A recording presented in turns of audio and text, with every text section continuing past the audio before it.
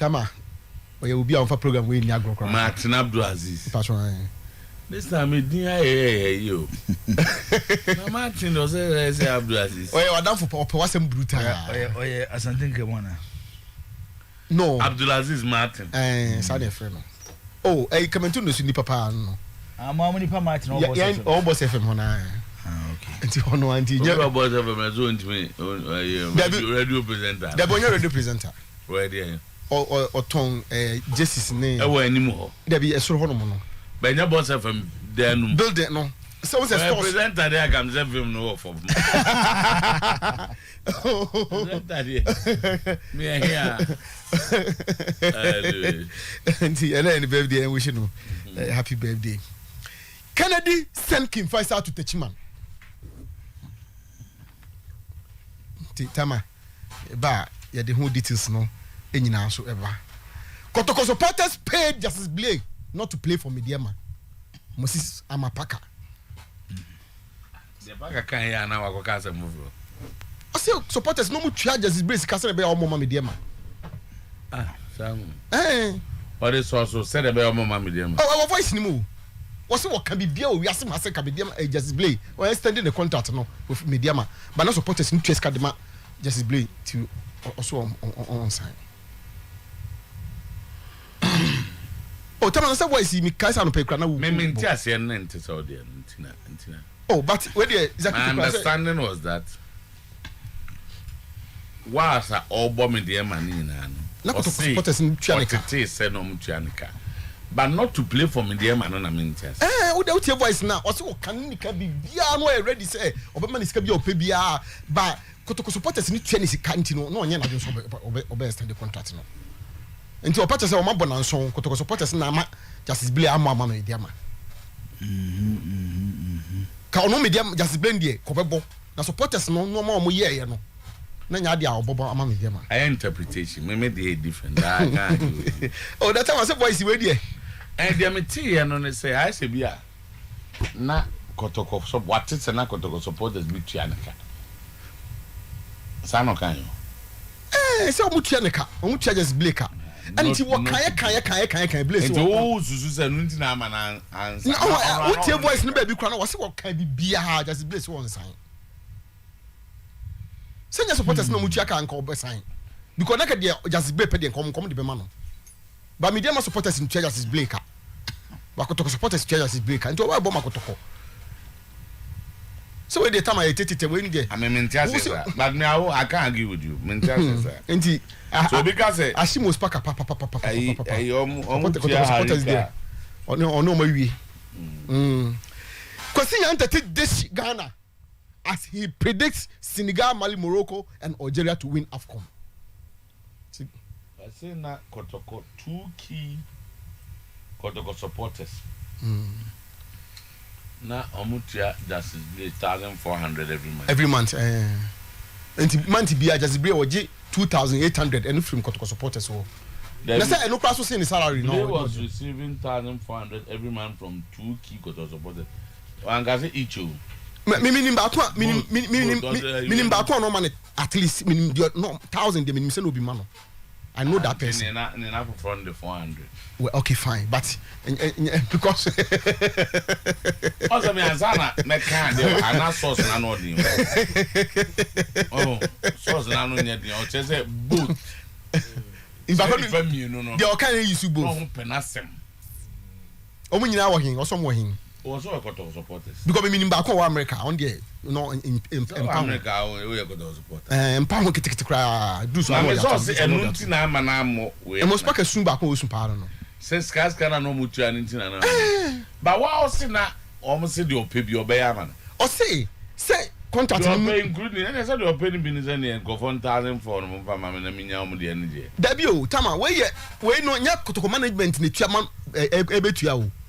There be say hold na abeka say supporters me no be ma me say skawi enti enunti na me kwa o de ma me amenko tama enkofo na 10 Justice Blay ni head on the dada o wono no Justice Blay no na kuma o say Paka 6 months 7 months 8 months no starting negotiations with Paka Blay But a nam say na supporters ni twesika e dey ma Blay nti no na nya dia na Blay no. This is where my challenge is.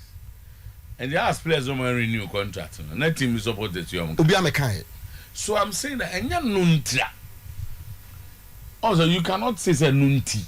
But that's what because you will be aware renew the contract. No be a man is cast one renew. I know how no.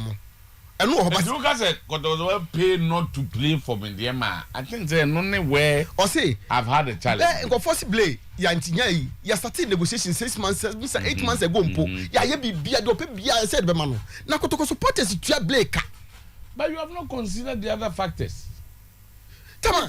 See, my problem is the way you conclude things. A lot of people too. Okay, assuming say na pay over Abedin Kotokono. Associate no Mediama Biblia. Is that also not a motivation? But what your they were ready to match whatever Kotoko were going to give him. But because of the supporters, they didn't come on. And only the NSA. Meanwhile, no Park and when the supporter be a will be Justice Blay. Matching it, it includes adding the 1,400. Oh, time now they if indeed, so 6,004 no. Now one of the reasons why he decided not to play. Oh, matching the African way. Oh, time. It had become a source of revenue to him. It is also match here. For 1,400 can win. But I'm saying that apart from pay structure. No, pay structure. And I know now was it pay your man. Now no pay structure and as was it pay your man. And so to be important outside one. When you say that the OPB then you don't talk about pay structure. My point is that apart from 7 years, Juma Obi Bema 1,004 the piano. I also have reasons why I wouldn't want to work here. You are taking all of that out, and I will conclude 1,004 and I'm saying that is a very dangerous conclusion because because I salary Mediama demand on some brosa or two personally he wants to play for Kotoko. All these are reasons and many pay Juma baby. But you don't conclude say because 1,400 and go for the man on and don't know so mommy. Who said they are okay no? But the most pack have come out and say, what is the ono de nanka say the Justice Blay per se the man in terms of say player warrior negotiation. Now ye the man dia kanan Mediama were ready to match whatever Kotoko will give me Justice Blay. And I know him there Kotoko. Oh, send the idea on Babusano. On Babusano. Blay say now Kotoko 6 months ago. No, that I go to Academy of Justice Blay.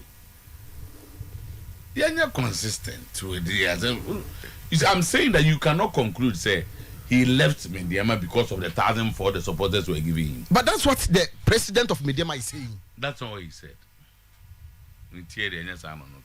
And in any case, assuming I'm saying that there are reasons why people leave jobs. I want to move on. I don't know who you need a film. Or two, Biakotoko is paying him more than Mediama was even ready to pay him. Or three, personally, he wants to play for Kotoko. You know, the 1,004 there, public knowledge now. At least it is an allegation made by the president of Mediama, of which nobody has come to contravene it or not contradict it. We can work with. The point is that, and yet 1,004, so that's what I also want to establish. That's a bit macam. Yes, it could be the best, key factor. At best, they want to change. Yemusampo say a day in Sikana Kotoko Tiano.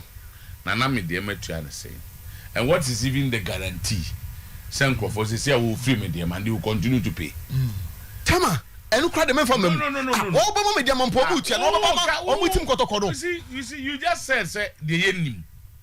Maybe they were paying him so that he leaves the club based on argument. Now that he has left. And join their club. No. Pay him to leave and join their club. Not going to go any players. Why were they not paying that money to go to go? Because they needed Blay. They wanted. So now he has come, so they have finished their job. Every day, time it's yet to be seen. Every year they bet me see in the future. Let's not conclude. Say Justice Blay has left Mediama because of what supporters were giving him. That's my argument. There could be several other reasons. Several. Minimum be away there, baby, all contrary pay no baby, I know what. Because say Mediama soon be. So there are reasons why people leave their jobs. Another be honest, can't you know because you. Tama inchechemu we nyina ye befa ba most pack de nso ye befa. Ba most papa kwa ankasa or say what? On kwa wan fani sense so say but was what it. Ana ogidi nti no work am. Ah, so asem bia abeka bia na agidi dia fine. O say we why that the two was na be ya. O kire bi no. No, I want that to. Me yet say that is Blay. Obeso bokotoko. Ah, mo negotiate you bia na stall it. Enye I don't think those guys are even started paying him. Time of born loan no kwa so bokoto mbo $50,000. Any eko bakotoko ko ya edu be sikare dosun. So I'm saying that there could be other reasons. Sa ankofo no ebi mo hwe na chewu. Ba ku ya minimum de hwe na chewu. No nkwana support the trend. Youngren no nkwana support the trend. O ti aggressive bi ankofo he o. Na o cheche Martin ni wa ma no. You see me no. My be the subject of. That's also ankofo he. Of course no two ways about that. Me deny. What jago mo juma? Omo juma no enam adwuma mu. Nana be we oton agro. Enye radio. Martin oton just Tama. We want to become invisible.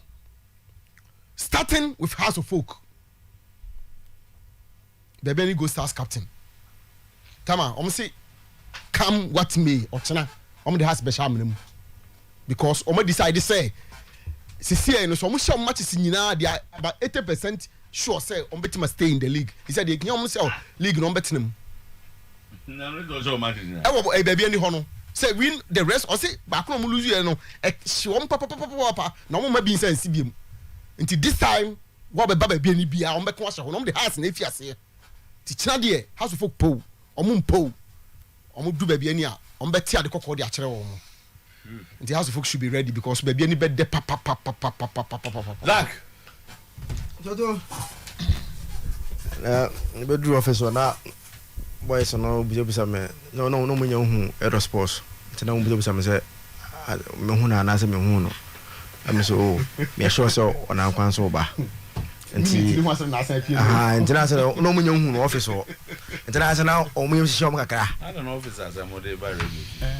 Ba me Ricky wa me sure say nra in anywhere and you discuss say no we po we be mo bibi and obi bibi se mo be say the course wo ho no you can already so you can easily say it exactly and am boy go meji to me say and grab you we can go ku ma me akwa na go and grab you you have edru point me no obi ku ati ha na say e pana cho say na omre djuma obi wo kra ya surprise to o dey aka me mpo bi a cho ma wo nyai na ya fro no e fo a cho mo say there don't say one a stars here and it's a do still be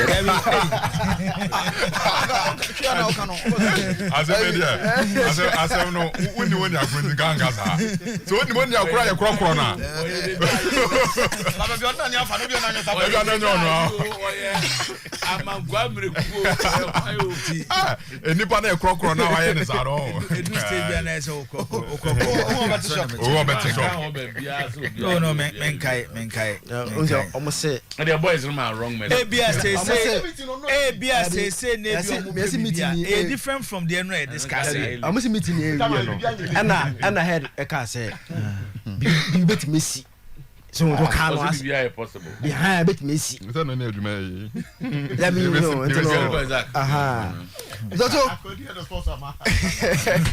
Era so we just share wo fa oh man at the point they were playing very well no they were playing very well and it wasn't a game that you could say na omo poor defense ni zuku it wasn't a total dominant AC Milan it was score line yes 3-1 but AC Milan were comfortable you're comfortable you can share hitting the post twice and all that thing but the man they am say two dominant AC Milan yes 3 goals on concede na 2 of them they have avoidable. The first penalty, nim the what Abraham was thinking to stretch your hand to just could defend such a shot. 2 Ibanez goalkeeper jina ho. Ujian nchen pass ball keeper. Na wako ball opponent. So you know their first 2 goals near avoidable. Pressure na Anka they could have avoided that goals. But in all Also before the game, now if you say me new AC Milan lineup no, I me who Gabia ne the other guy no, is it Kalulu right? And on both centre back. I was this game there. We do two centre backs here there. Any team biana when you break say person we to phone biano. So punish AC Milan. We do two centre back because even Gabia no ponya na centre back. Almost abon wo. Is it change on no. So Kalulu so yes na centre back. On born change on. Etino Gabia is a centre back. Gabia centre back. Kalulu the on the flanks. And I'm shifting because we need any other option. Etino me share centre backs now me share me do. So what for the punish Milan. But you can't punish them with this kind of elementary errors. I know more committed. No, it was a very good win for AC Milan. I think say going forward, no, these are things that say Papa is here now or solve. And no wonder. So about play for more. Metananas. And say about Bono. So no, he needs to beef up the squad. That boy cashed up several times. He has let Papa down. With unnecessary suspensions and red cards are OJ. And you know, with maintenance, Otumbo as a right back. So we are not pedalo. And I need it now when you're maintenance, you know, at least it will help him beef up the squad going forward. And you know, let's see what will happen. But Juventus, Napoli. Who say Napoli team, no? Who share more very well. They started struggling when Omunya series of injuries. Among the teams that don't compete for a trophy, no. Open one team injuries a hand pa na Napoli. At point in time, no more about 7 starters. No munya April out injured. And then now even the 2 centre backs on use no munya any first 2 centre backs. Though some of them are cover a singing is back. Oshemo for now. This guy returned, but also call AFCON. So you know they started having serious injury problems. See, at any point in time, say Napoli, like everybody available, squad available. They are a team that can disturb any other team. Now they Andra, omo they omo tie. Why you give a team now? It looks like some team be out me. Okuta ball pa almost struggle. Okay. When they meet the team, out me control games, more possession behind the struggle because I said. They lack name referee. So it was a game that the score line, yes, Juve need bad for them getting a point because at one time no now a game no very well. Omunya point na it was just a fair say but Napoli lose game na nka fair so into normal no 1-1 draw game no was a fair result that two teams in now be happy with it. All right. That's your guy. Mr. Otuo. That's more corner. So no, I'm so well, patron on it. Since as a buffet, you know, my main coffee. Mr. Otuo, me happy with news I made here on Philemon Bafo. Say in Neya, Black Stars, some few days to start our first game. Okosan contract to Portugal into only camp. That's not about Mobi. It's not about Bobby Nazo Mobi. So it tells you why he was what he had a part of the Black Stars team. It seems that this is exactly they're not results are now Mope. Because this is a player you don't see him playing Black Star friendly matches. Warm up matches you so Bobby. Even in a game where you free say your friend is they be on echo. No, it's not sure you. Now say the position because somebody could have also taken it. And it's a business. Our Black Stars ma. I say can watch him. Any owner welcome. Me na maker. Some is not maker. TV is not TV is not maker. And me reasons I'm making the making. So my I met thank you very much, Mr. Otuo. This is a player, Black Stars in. Your friend, FN, but you got to your point and confuse and did the atono. Because we number one choice now, and we are second to know. I am Timiamba. We went to South Africa, near Kofre House of Folk, number 2, Fatao. No one wants sample ball. Not still, Bafo, that's in chain. And I'm making, who knows about Black Stars friendly match? Your competitive matches, who's Bobby. But the piano, you call up or come. Now, you prepare for AFCON. And now Nigeria for go 3. 3 players be French players be me. Ya hu ba fu. Ya da sorry nano pa. So the Portugal. What's a Black Stars prepare about your friend say Cameroon. I don't know. It clearly shows to say Yadneka home say or added to the numbers, but he's not going to take part of the competition. Ghana phone to me for anything to know so. Bank any mu squad so aka play bi o mu bia no senka wa ratio mu says say we no we betimi abo.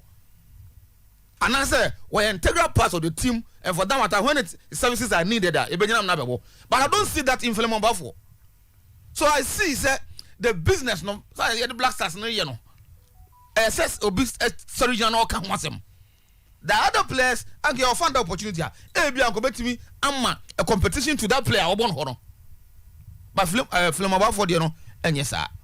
In many times anka teams no such a player omukura be fly to come I'm a player that sign or say you are no omukọ owie the competition na wako join no. But wait there because he's not so important to the Black Stars Mr. Otuo anyone know Portugal but he okoyansa na omukọ campaign no as you come on Kobi Philemon left but oka yes but on so what other them will be of Ghana say what is so special good what is so special about him before they even went to campaign so it means he said he didn't come but only camp but he didn't come say Oba Cameroon what special about way to young Black Stars no number 2 position you for bingo enka home so issue Mr. Otuo I say Ghana for sure ye say Black Star no go to papa as well as me be kan no be kan home headline men kan kwa no fa headline sama ka say wa ukro mo headline ti say enti no era do bia na so say na headline wakasa be meet do we as headline no men to aso fa ba ko kan na de jo ahome na go feel me to eno na Asante Kotoko communications manager now our issues on how the FA what do you call it the committee that's the name review committee omo ensem omo de buy na omo de buy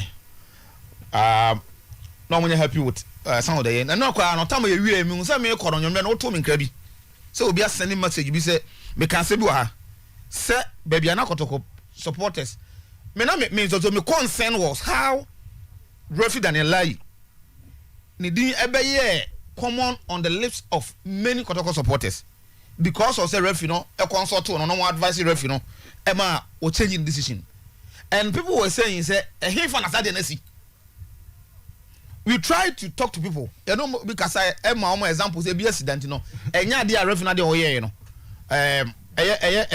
out of place but then still so so only enkofo di nkomo a so mo si bob referee especially time mo tell say okọ AFCON ni bi no kra dey na asem nya kra and the number focus was on that say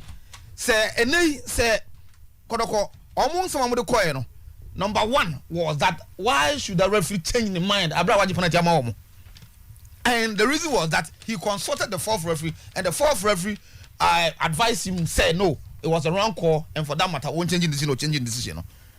And in football the 4th referee ain't wrong me number say establish that you know the committee no adja to mu say na say the me can say yes of course that corner referee say no I consulted the 4th referee no it wasn't wrong now in football sometimes that thing it may happen because 4th referee is also part of the game I mean I me de be chem ni Kotoko de any example say Ganiu de no the 4th referee no Mr. Otuo ye man suspension I me kai say you can one green like say na 4th referee ball no ono wan di bi ada na command suspension e chechemu ne ba ye no e na ko say when the assistant referee decides ono wan hu no far away from that but the referee consulted the 4th referee and the 4th referee catch and say it was a yellow card offense and no man yellow card and for that and no who to know the 4th referee no man wrong advice and for that matter your man 8-match suspension and once they see that no that way so you're correct Bobby legend Atiasia na yebeko street because of baby Kapia landing into no my mentor so from say father ha father na me sit na me sorry kakra na me kasa kakra bia na ma sorry na me dia ma eja na that dia aba betena se legend Legend, my mention in free Kumasi Asante Kotoko. See, before say your best started season, you know. Now what Tanasa we share player recruitment. Now for Kotoko method department. Now ultimately say clearly Kotoko aye great work e wo method area ho. Players or more fluid or money players or more mobile. Ultimately say or more mobile and an upgrade over place na omu free Kotoko method no.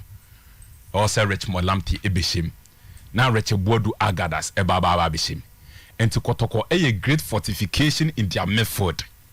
Legend any aye ka say. Kumasi Asante Kotoko is almost practically done. Say a branch of friend say Justice Blay as also ebaba be joining Kumasi Asante Kotoko. Now before say Kotoko officially be announced to say Justice Blay joining Kumasi Asante Kotoko no. Already in my opinion, Mijidi say they arguably have one of the best method in Ghana Premier League, if not the very best.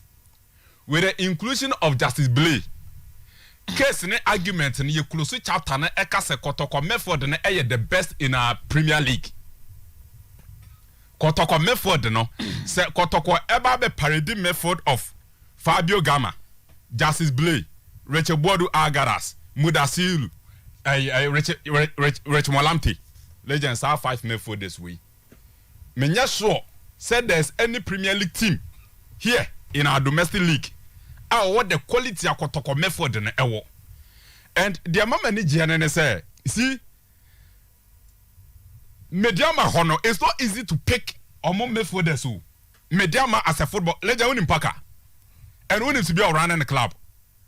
We are talking about 2 best methoders of Mediama. Kotoko a pick your mummy nina. Recruitment Otuo Agadas ebe se Kotoko. Then Justice Blay so back Kotoko. The 2 best methoders na more Mediama hono. And no na Kotoko akwa no mako pick is out 2 methoders ni nyina. So mo mre Kumasi no mebobo. And say go to that direction now. Already Kumasi Asante Kotoko in terms of merchandising. Say you run a club, you generate revenue. Let's run the club in this model. Club no. And run it at a loss bina e come money at that day.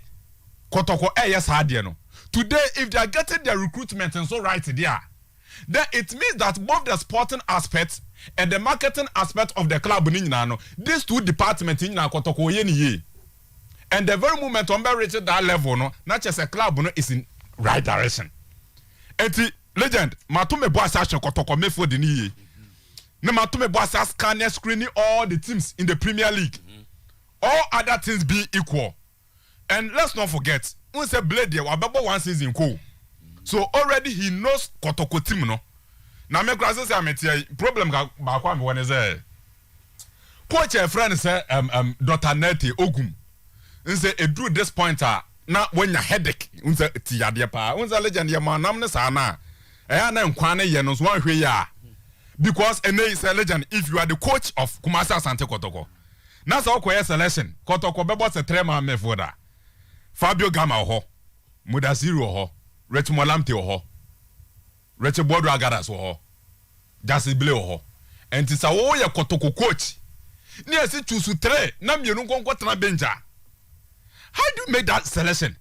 So this becomes a headache for the coach, and especially when all these players feel say they are big boys or winning board, they have quality, they have the ambition to make it into the national team. So normally, omo accept bench role. Say for me, okay. Bench. Okay. So legend, I think say Kotoko team no omo recruitment, especially in that method, no. So awesome. And fortunately for the technical team, ni playing body ni no.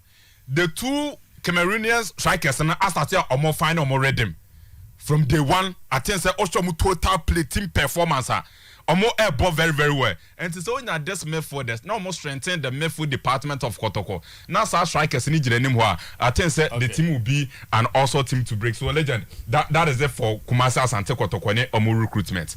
Now I think say earlier this week na Jibo air can bow Kotoko motivation, okay? Packages are Kotoko diama management and diama omo playing body no away bonuses then home games in bonuses. Legend what to since I share Kotoko circles and North America no.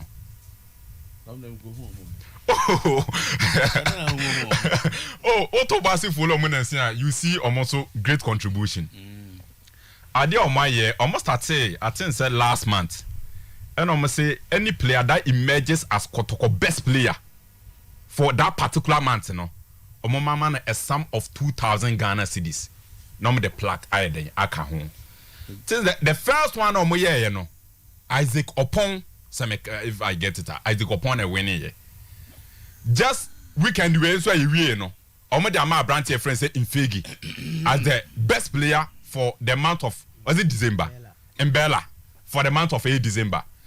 Legend, we are talking about Kumasi Asante Kotoko here. Omo away bonus, omo home bonus, any omo salary. Then the player that emerges as the best player in that particular month, yes, also the 2,000 Ghana cedis account home. In my opinion, this raises the competitive level of the team in terms of competition. Ankasa, sir, some month here you remi says you January. Well, bet me best player. Kumasi Asante Kotoko best player no. As I winning bonus, I bet away. Obejin home, and no salary. There's one supporting base in North America, almost the 2,000 Ghana cedis already. They are one and I think that this is a great package from Air North American Circus. And I was reflecting on it. Now, I first said it was a good thing, but also okay.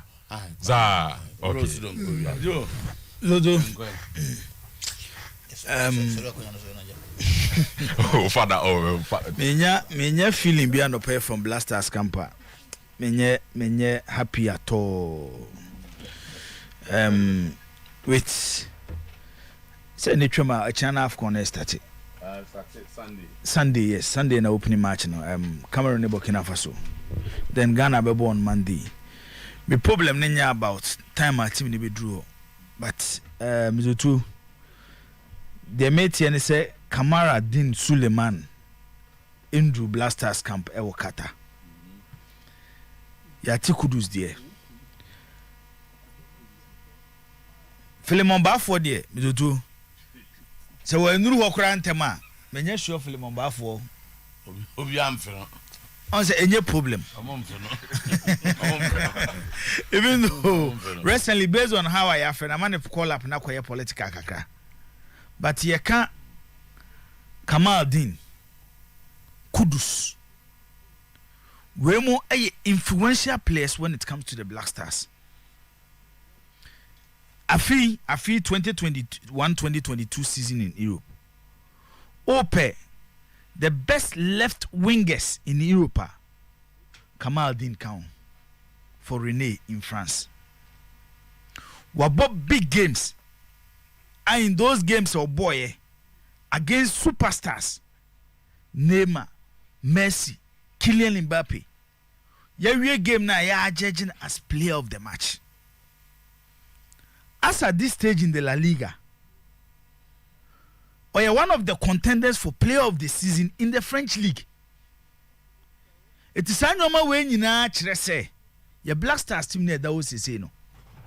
And they Mizoto. With the experience of Thomas Partey and in the form are recently when you were Arsenal. But for the season in general, Ghana most informed player based on performance will be Adia Maya on the club no. A branch friend say Kamal Din for Rene. And to coach Bia was such a player, or be person obenya time, a building the team. So build the team around exceptional players on both team no. Where your star players in be a coach bepe, so Benyan and Tenwa building the team around him. As at this stage, Obian to me match the entire branch and my Obian know what me about betray. And yakaka. Say, Mizoto, you what player be say? Because reports na meeting and opinion say one way you create first match no movie against Morocco. One way I say, I mean that. Oh, movie. Because on team could do one movie. Say nay, Mizoto say nay, it is backup of nation.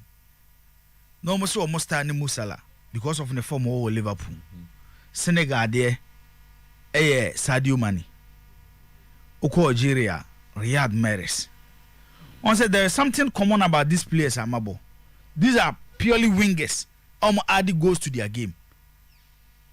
Based on level no consider can wingers are so much me take omo timi change games Kamal-Din is one of them and they Europe tournament is you pese ekoje government a budget closer to $6 million on this Black Stars team tournament ne kwa woji wi a wanya $4.5 million but the budget around this Black Stars team ne Ghana participation at the AFCON is around $6 million enti ye be den ne ya sele meji tumi ye se enyoma bebre ene koso tournament mu 2010 at that time ACN was a superstar obeba omma esieba ya no be pray oh ACN ma de ene nyoma nkoyi eventually we played in the final ya drop usule esu yakobo final but they are big players etimi put fear in opponents.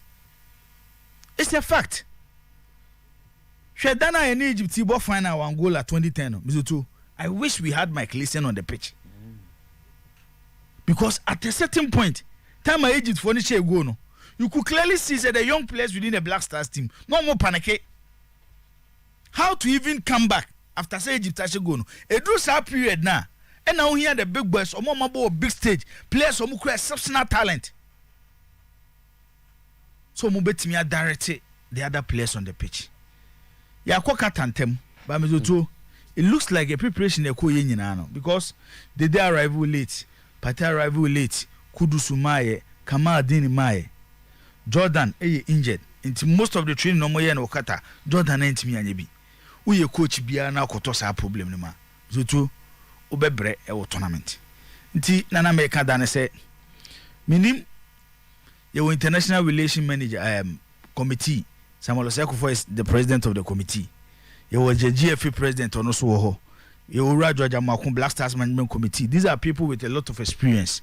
Anya rekwani enye bia wabo to that level in Samuel Osekufo. Then a place no onyo me koso sei. The etosumi no no. Yeah, na memra opinion so ansan ma final lap no. We don't go on any meeting come on.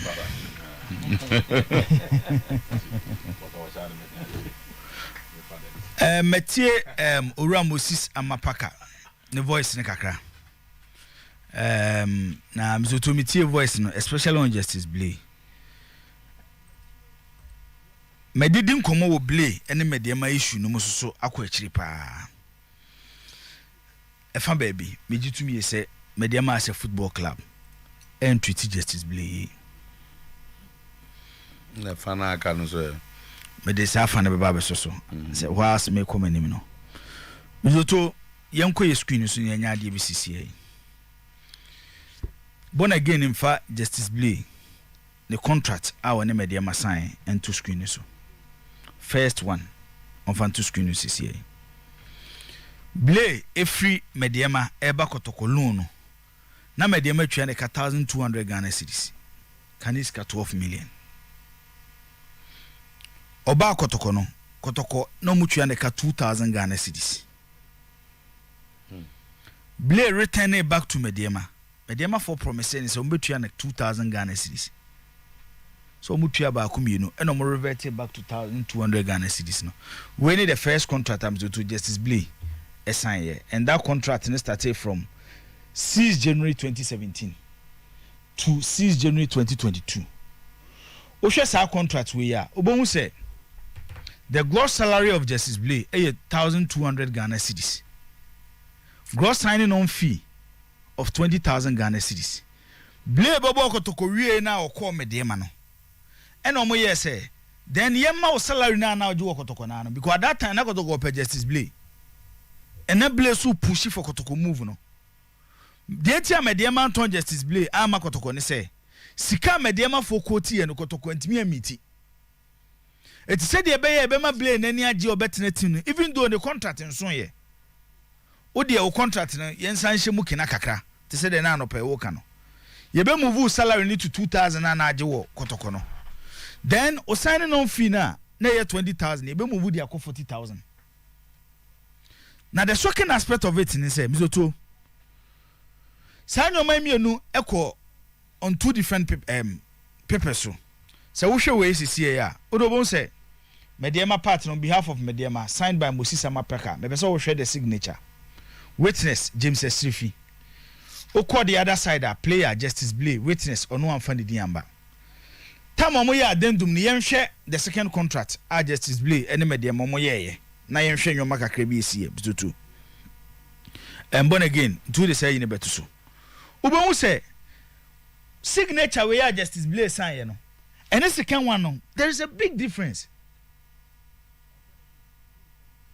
Me we mu kire say boy ni insist say the second contract no na sign here. No na sign sa contract no. It when na sign on behalf of Justice Blay. Say the baby ma Justice Blay ati ase e money 2000 Ghana cedis no about the ama mediama. And pack him on them to adebu ho a upushi aduru baby me ya say player at a certain point we pra there mediama be investment say the be a player and be get it back on his feet no about bobo. But na pack him the stance of the player for over a year. And on so many occasions I what try so be renew boy in the contract no. Boy now is straight to him. And I ask myself, are there one cashing on a player who was not ready to extend his contract with the club? But then they all castle with pains, as if he was not aware.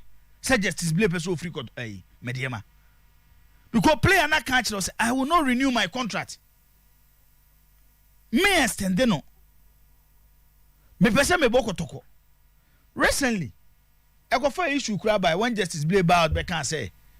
Mediema for opra no or how bo wani ascending the mumu say na ketu aba no mumu no kwebu almost sending the players on no Justice Blay near in film because opra way a asset kese and every single Ghanaian Premier League club ebe peso benya Justice Blay eti me dey ne say a poor management on the side of Mediema and no na ma Justice Blay do say ya Mediema for anya hwe with the biggest blame should go to Ono Pakana because he was aware Justice Blay, football fans there. Miloto, this is not the first time.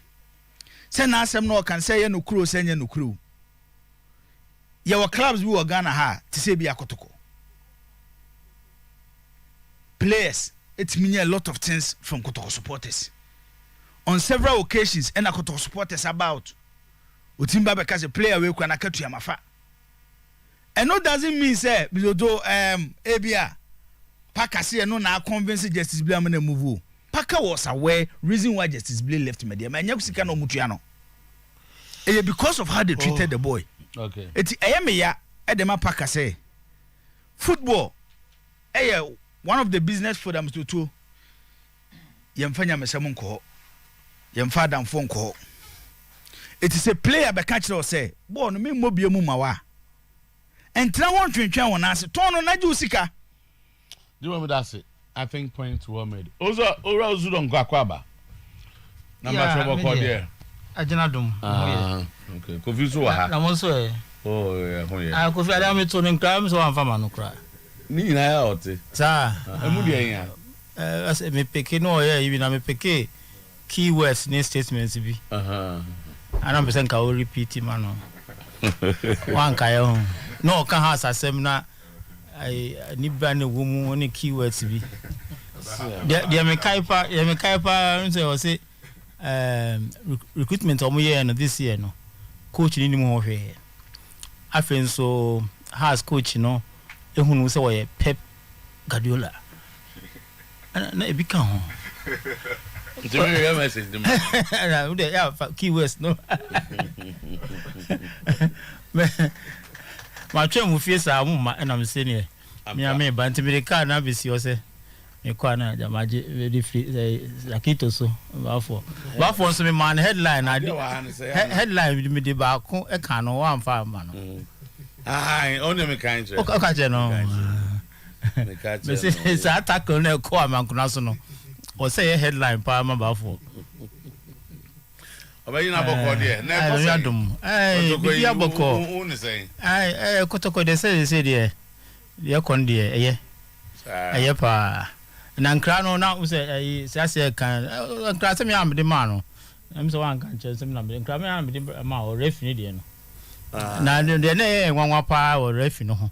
saa penalty no or reverse decision no I say na referee no was not more than 2 meters away say you know ha not more than 2 meters away no yeah now or whistle ya no an ogina ho no yentimi hunu say na va no e ko ni tirimu ana na dwemu ana odwendwen ya say eya me gi ye de da bi ma menyai ana so obi ne ka che ne say onyai that was our position and so obi dia ene na Daniel Lai na no to Daniel Lai ya enim no wo boase no ana Daniel Lai our best referee no a keep a free ni go area e be chi ball o si yemo Jemfi o twi keeper o chi ball wi ogina ho o si yemo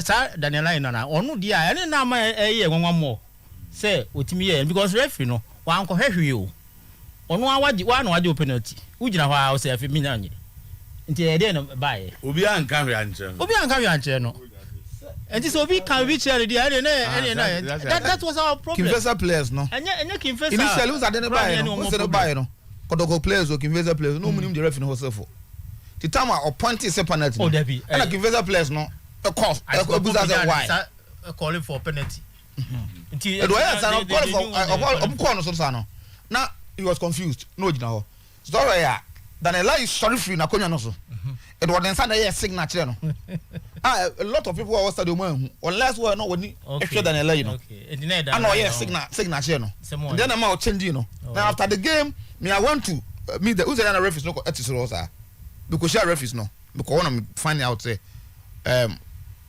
na ekoso and the referees told me say yeah Daniel Lai is Ghana's number 1 and now what one who incident no so Ghana's number call AFCON and that time na African referees am ko VAR no ono ana your side there West African side there ono represent you know okay you know ono hu ade ni ye and signal no ka che no okay edukwa so ono so then like advice afina nchemu number nche number 1 no ono ani hu no boss ni that was Daniel Lai you know okay maybe so boss is different from where Daniel Lai come say when you the course right maybe your boss done wrong but this time was so that teacher why the problem crowd your problem one no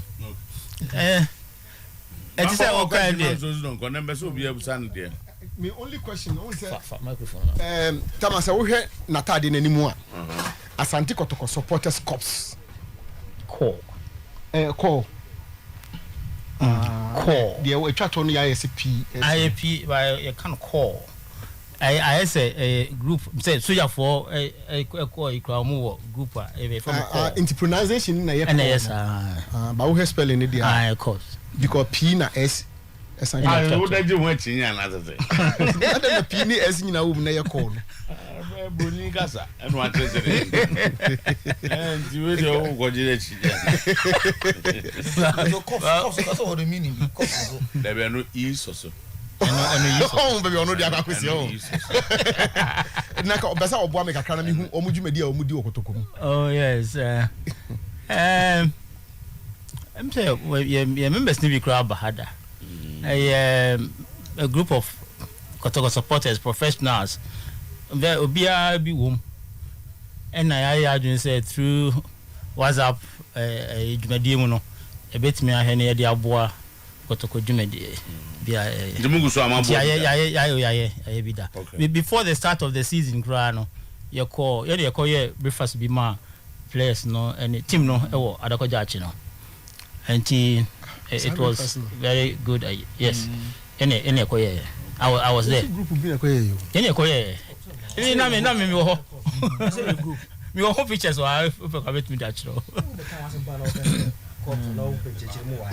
yeah any koye enti yi bebre na ya dwene ho a betimi ya de ma especially training facilities near nyina no ya dwene ho se benya bi de ma mo ye wo professionals be doctors and business people kofo bebre any aken ho abom and na ekwa fa so e de abo team no eno no ba for minim say ohunu ko what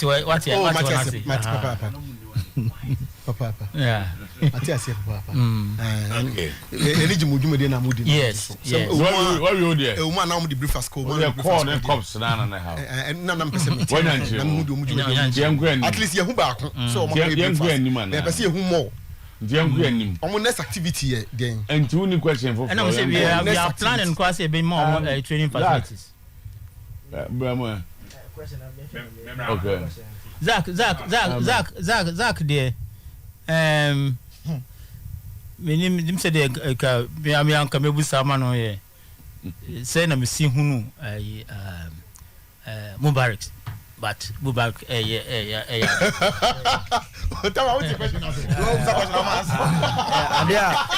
he's playing so just many a player no.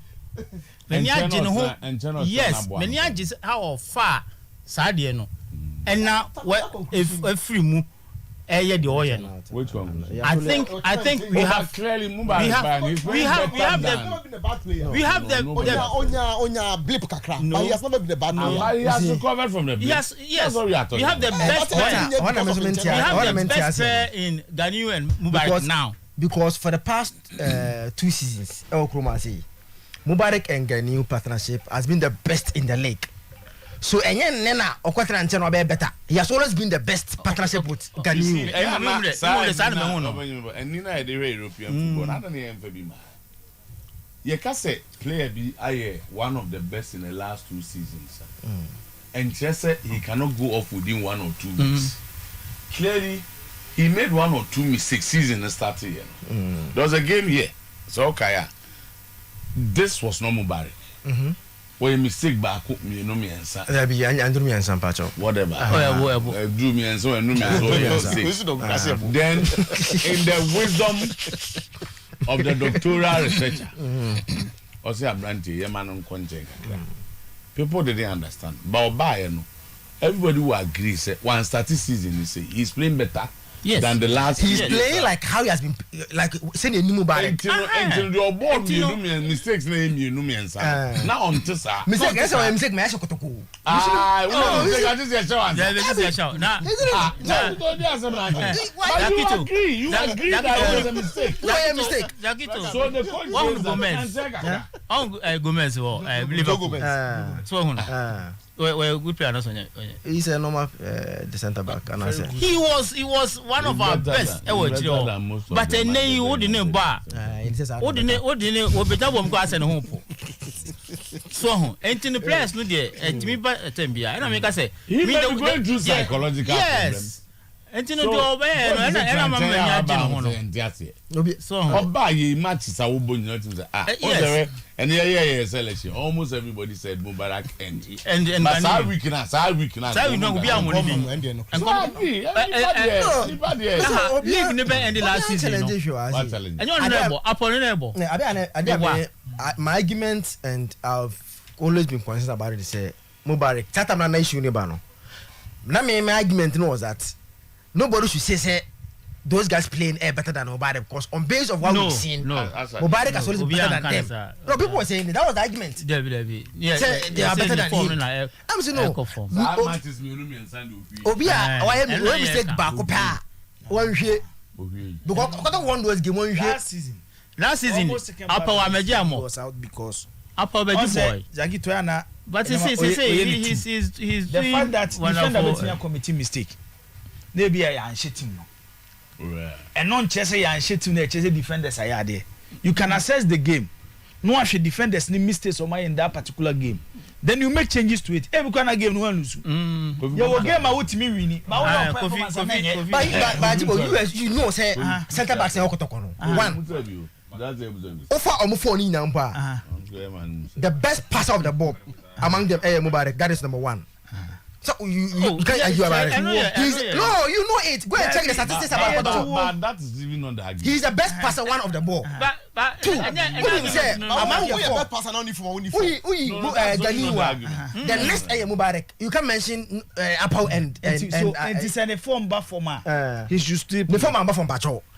Mistake. Ganu doesn't make mistakes. Gani doesn't make mistakes. Okay. Typical example from. Maybe one game no, yeah, Yeah, mistake. who accept so mistakes. Oh, he made a mistake against Britain. I want Mama example from Arsenal. Odegaard. Okay, season started after some time. He was on the bench. Okay. Smith Rowe was playing. So, then coaching the name the Odegaard comes back. Smith Rowe is on the bench. It's on the bench. It happens in every team. Team bia. And that's it. Time now, 10 on just a winner good player. At that point in time, this guy is playing better than. And the second team, year 11, can't go training. Year 11, you're small, man, can't train no Captain was awesome. Yeah, the 2 games I got to call, I lose to Kim Face. Best of my assessment on the 2 games. Question. Two games I got to call FA Cup Assessment. overall assessment. The question is moot. Are they? Buza question. No, it's a good question. Okay, That's all bad. Okay, first at the end. First at okay with that. First at the league match no crown. League match no crown. Say league match in class say a year by no say referees no. No, nya yaba no omo you know eh no. Esa game no the result of the game. 2 games though. On the second one. No, you know and 2 games. And then you back through the come. So 2 games. No, my assessment. No, we don't go share FA Cup. Kofi. Hey, Masa, to the coffee never. Confidence there no crowd kind. No, Father Mpacho, my mention in Frincy. See, me busa ba kuna we are the next one. There has been this on Kotoko home grounds. I think say starting season, you know. Kotoko compare away home. Teams away no has been better. And no more there the nyina metie the CU but what you say ana pressure. Ewo Baba Sports Stadium, and that's why our boys in the team deliver to the best of their ability. One Kasa supported chairman father all the way in Kotoko home grounds for no Mpacho Obeka then I found with respect to season.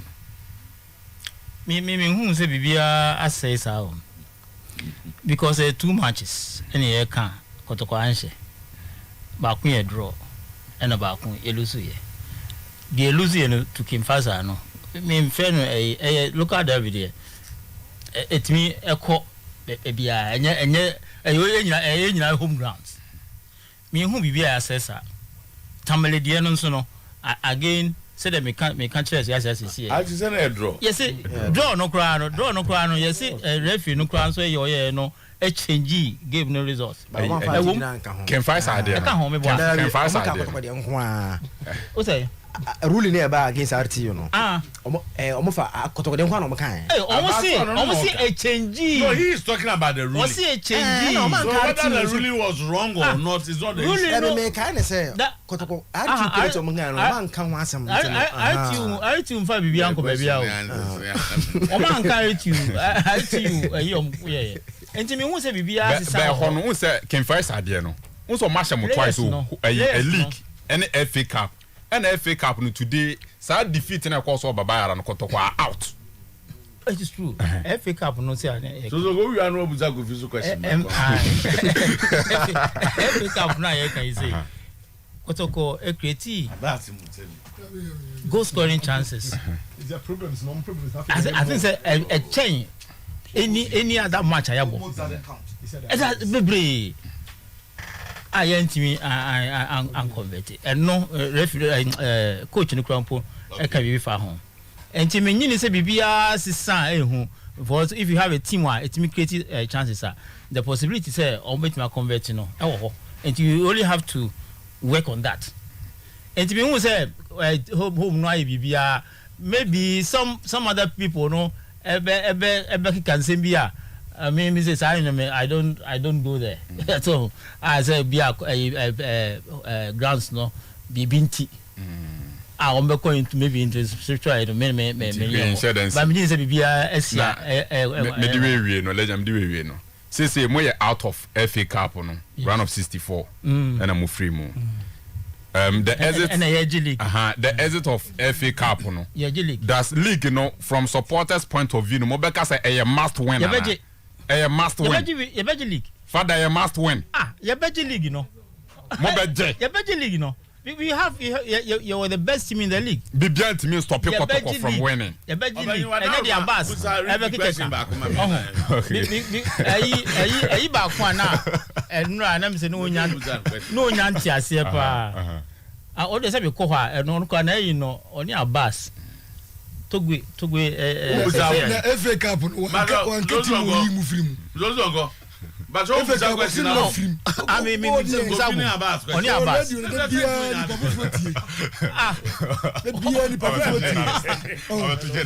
FA Cup confess the you no wakasa. No be able confess the you. Abbas come mi busa ko fini Abbas ago. Phobia beche man. Na o me no nya ansa ma na ko yi ano. Ba ko yi ano ne ba ko ni Abbas olubusa. Say na we see who to go see here. To ba fede. But I think sir me address the eminent board chairman. Was it say na musi hunu we yede yi? Ya we ya no we yede yi. That's a journalist no be some question. Ka police mi ehun we yede yi. As a journalist. We yede yi. Madam Bacho okay. Me Bacho ubusa me in my capacity as what mami wen answer. As do him ya. Masa mi ehun dia we answer me question no. Abbas ade. I has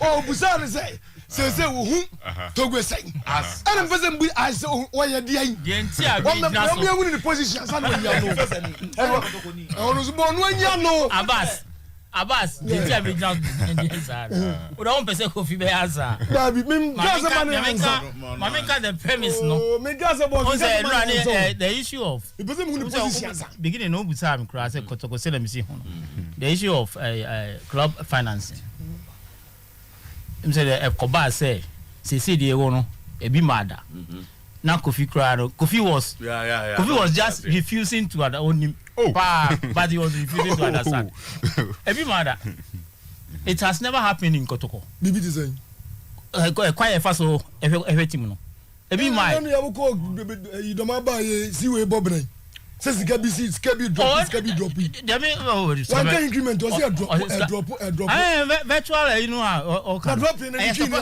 supporters say there supporters say there the one e can be kura buy bibi drop sika ni so ebi ma da say team no sika nya no e na dey born ho bra no obi anya sa bala so obi anya bi obi ameka sa ho be ko pe na jada ejetu ato obi anya bi da obi akwa na jatu ato wan na go nana ya ntimi nkon ka say ye di ehun ni edi wan na nkon ka say de ka so wan na ba Kotoko house sponsors 30 obi ani ho ebi ji ya ji bread ompo wana bread ye ntimi nto bread you know obi ya bread no na ba bi kwa fam because ye Kotoko eduru ba bi a enka Jarvis kan si a ko be ka cho ye ko bo asi I had 38 million hotel bi and now from Herbert time near the hotel nika nti ye ko pe yama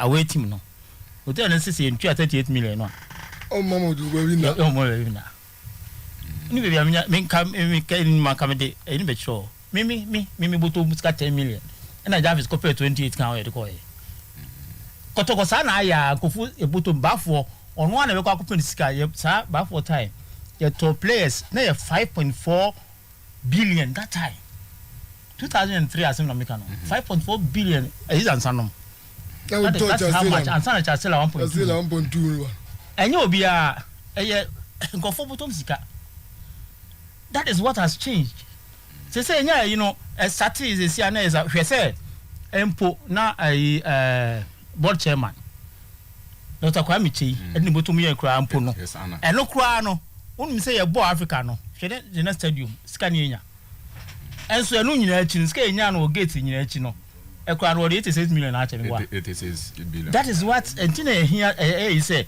Kotoko ana team bia the world oba no entimi mfa gate posts ne say bia mfa nye team man ne ye enya possible na mzo maso wo to answer no wanya Kofi ntimi Abbas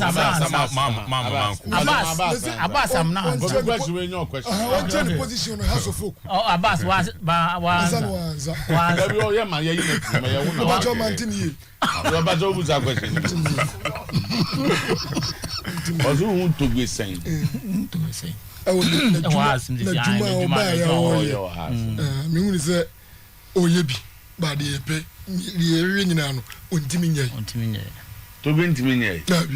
Shake Mansu. Na wo question mo se me ntimi answer. Na wo show ni mu so. Na wo show Yes, I don't need to answer. Ni me ntimi answer. Question no Father, me pa cho. What do you say baby? Was it Shake Mansu? Ntimi nya dey ask. Mami ntie my boss me tie. Me ba cho me tie bi ma. Shake Mansu ntimi nya. That be oh yeah, but ntimi nya dey house pay. And we hear future no saying. Future no me hwa 60-40 right now. This is year. And 60 ninya. Hey, mama to go 40%. And I say. If I let them ambre move. Oh, Question father busa question. Question busa bibi. Oh, that question. Mommy, obusa mse Kofi Jana obusa emi. I say we don't come. Kofi Jana cheche mi so. Na ba don't do answer. And me say 60-40. Menya enough from Abbas. Na me say Baby,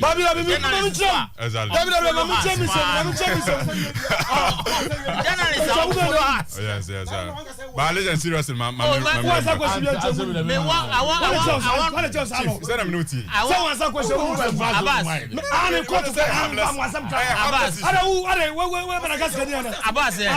Abbas, the point of view of journalists or follow her spans na me pay. Exactly. Do you audio? Say Kofi. Okay.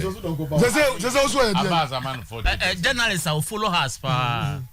Abbas a man to go 40%. You know why we are. Voilà. Abbas, you know, only the admin. Dabi mene aba anya adwe. Onchirim. Na ne tene se legend. Mama nchechi mama nchechi. Ah, Tanya Kasem. Abbas nchim. Tanya Kasem, mama nchechi, we stand out here. Obi go to out of country. Yes. Man nchim. Mama nchim. I did effort. Yes. House of Folk. House of Folk. From 1997, from 1990 by 1997 the Baji League no. Na House of Folk, yanko third, yanko fifth. Ni etimiji FA Cup, Eko Africa. Say the last year. Say the last year, you know. Your policy no. Ni e free home probably ya to asase ansa ni yebesi. Tu ye ki fese ni abetra ni busa busa ta question. Ya to asase. Ansa ni yebesi.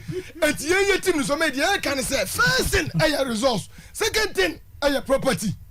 Resource no e na be mu anya peace. E dey japade abre club no. Etu ye japade ye nya ni nyina anu a dodo no ya dam ana peace e wetim num aya resource. Etu ye back 6 years na make us yentimi anji league no.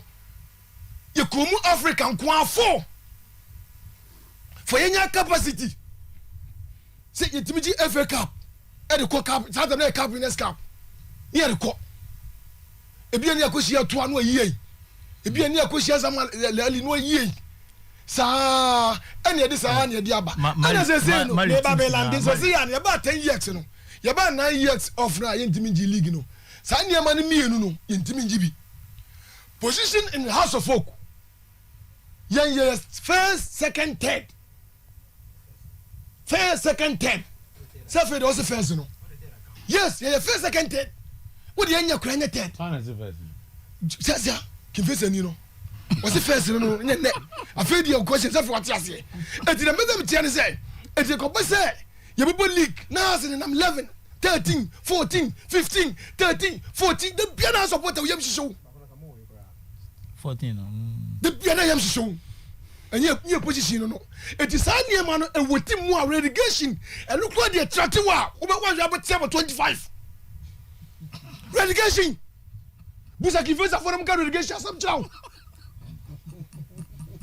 House of Folk relegation 3 times. That took administration. ebi pie no ehu che relegation but some man ko off na sa niam ano enharen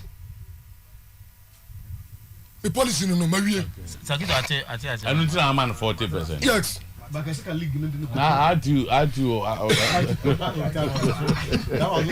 Oh, Zakito. Mama me final round there na fe yanko. You. And as if we am so don't go as summarize am any so. Okay. Any without there. My question is simple. Na say na Kotokosiu Nana Yamponsa ene Focus TV no ewo USA interview na odi tuja say na asem no person che say asa we are disappointed kakra Kotoko supporters when it comes to contribution to the team it also don't go ahead there comes to maybe sana am say first time esini say OSR na da no otum for special initiative and also so no Kotoko supporters entua aya na problem na yede enye na ya amponsa na waso kan we kra mpo ma obiti de Kotoko supporters one no tama a problem ye pe obi a ese odo ni team with a passion e Kotoko supporter ba Kotoko supporter enyin tumu da se onyi bibi mfanye team no responsibility there yenyin tumu da since I me bed free Kotoko film kwa be yenyin tumu da de agitum ni se Kotoko bobo ye be kwa akohwe etue sika ne akohwe ene egi se yaya de pa ma me kan no se eno nye supporter eno ye fan o ye football fan because obi a timi ko tue sika akohwe ball ene eno nso ntimi nye team bi adama ne nye ye enye possible entino enye mwa so express me say me dako me nya ebra e de ayin beba ama wahunu nipa dodo a omo contribute ni ye wo hope say ye betimi ye ne ye betimi asi on Barcelona for over 100 years na Barcelona so omo nyi scam fro bia ho omo supporters edu ba bi kwa omo de UNICEF to omo ye no omo kwa na ebo UNICEF enye omo nyi scam free obia ho but we have the numbers but yenyin tumu da say ye betime use numbers no e dia bibi yenyin tumu because yenyin tumu ntino we are not ready say ye be embrace sa projects tisa ane ha me pa hwe tama virtual seat challenge every week ye me ebi am say ma Sunday me yida me screenshot to me ya me na me ye 25 cities every other week say a home matches no muta 25 cities and I'm here 25 cities a pensioner sika me ye no timer ye hia anipa 4,000 pe a omote semi a omo yi 25 cities every other week I remember 100,000 a week 4,000 and 40,000 4,000 of Kotoko supporters I my 100,000 a week. I bet my work up to 2.4 million a year. There's no sponsor with my mom's head. And then yes, no. We even link as I born I say your stadium you could just can cry no. Yes, I link it cry to a resource. As bobo na body ani mo ne mo crop for the baby. Agent bi wo mo so tom percentage. Debbie. Debbie nya sponsorship that we cry for there nya agents asem cry na yeka. We no cry no the kan. A 100% contribution from our supporters. Ya di team no. 100%. We be antis ko baby a.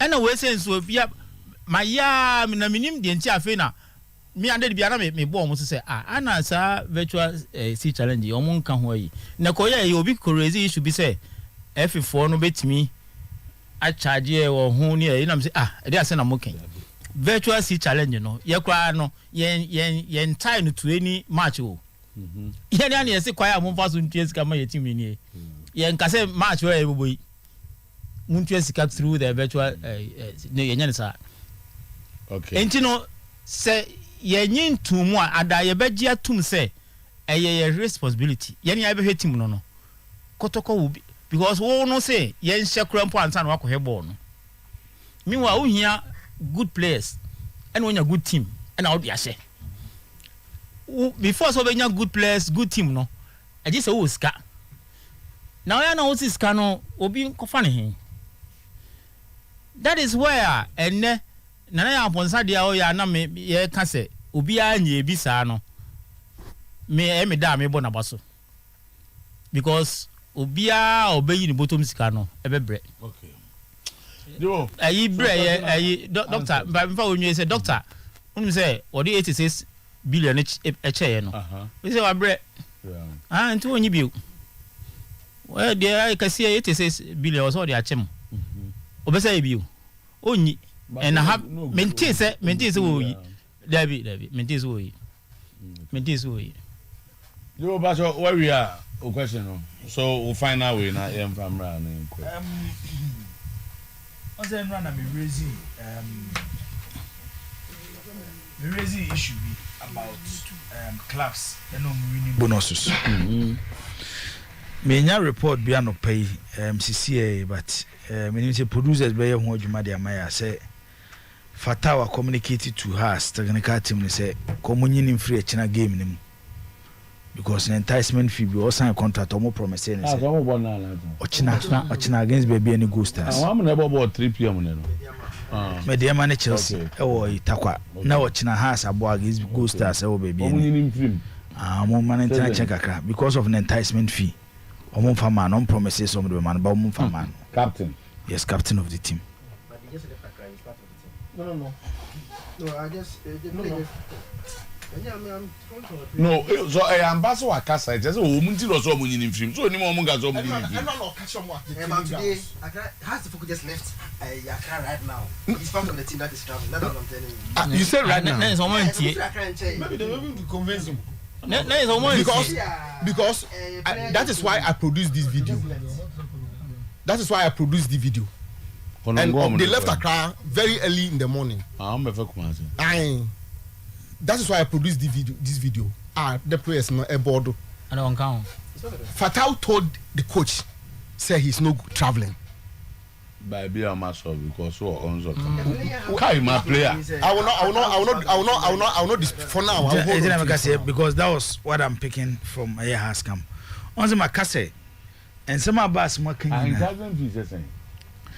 the Fatau contract would 31st December 2021. None last week. No, or renew. The woo, you know, no enticement fee womb. Contract no, a man for enticement fee now, man. But to renew. Which you go sign a contract no at the office of the board chairman. And no more promising, sir, or the one your mother be man. But what share any more and ma tea. And no the training grounds because Matisse board do come we training now on Oba Kumasi. Just to prepare then go to baby any for game no nyame ya aduma watchina. And no catch technical team they say psychologically or no fata onye ready for the game because the enticement fee no I mo promise no mo fa man no. There are other issues to it reason why I would demand this anyoma no which captains are not supposed to do that. I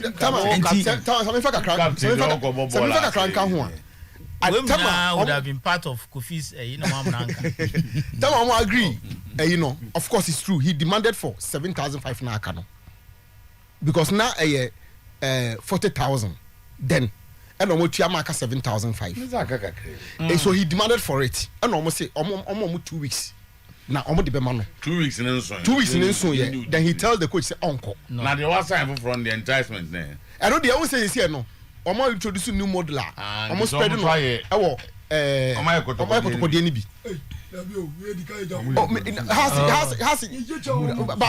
I'm saying that is how they do it. Me as to when I don't know, but that is how they. Fatau has been with us for 8 years new. Meaning say Nana yao, and they are doing a back. No enticement fee, okay. Now, how starting that bank? Then Avatao Nisika.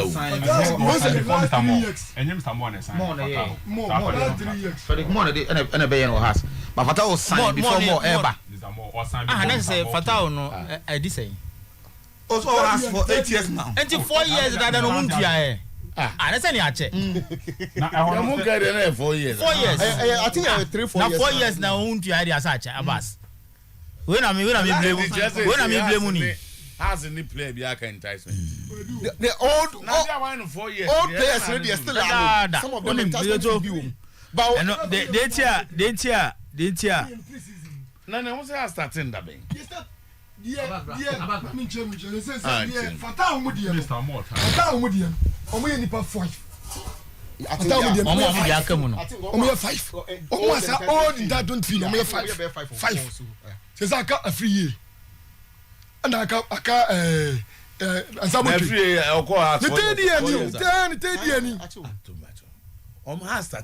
Last 2 years, last year now starting. Last 2 years. Last 2 years. Last 2 years ago. 2 years ago.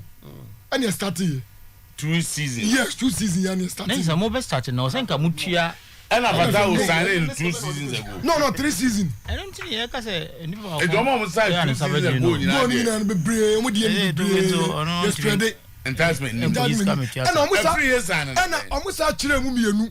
Almost actually mumienu. Every year sign 3 seasons. The 3rd season. And on the enticement. Yes. But my busa much into my mincho. We said the Omaka Chileno. I want to play a beer. We said was the person negotiating the that be a statute. No be what. It becomes a club policy. That's how you go back. And yet you play the penny. Nabi. I know. But almost our individual me and who interest me interest. Player no team no policy. What does it? Flexible say up to for old ones. Yes, I will accept that. So the club policy is not like that. Be a black sanity. Black sanity. We to the bro fun nyepe. Enra and America say Abbas more concerns or more raising issues or more raising about the team no. They all say here because Adeba Kwaba has supporters and say Mzutu omo very close to their team, especially when it comes to the playing body. Has supported me pick phone straight away, no afraid player. Just to find out any problems or what's a new kuya. Fatao ya can ask me. Mzutu when board members, management members, every Fatao so may renew the contract on fee or mono. It took a supporter and the 2 car kofa Fatao. Ne Fatao kasa ya catch Fatao so they was ready. Or the name board chairman, how my board chairman I renew the contract to do unconco renew. Board for friend who fee, management friend who fee, a supporter and a co convince Fatao man renew the contract. So what did the mention I say?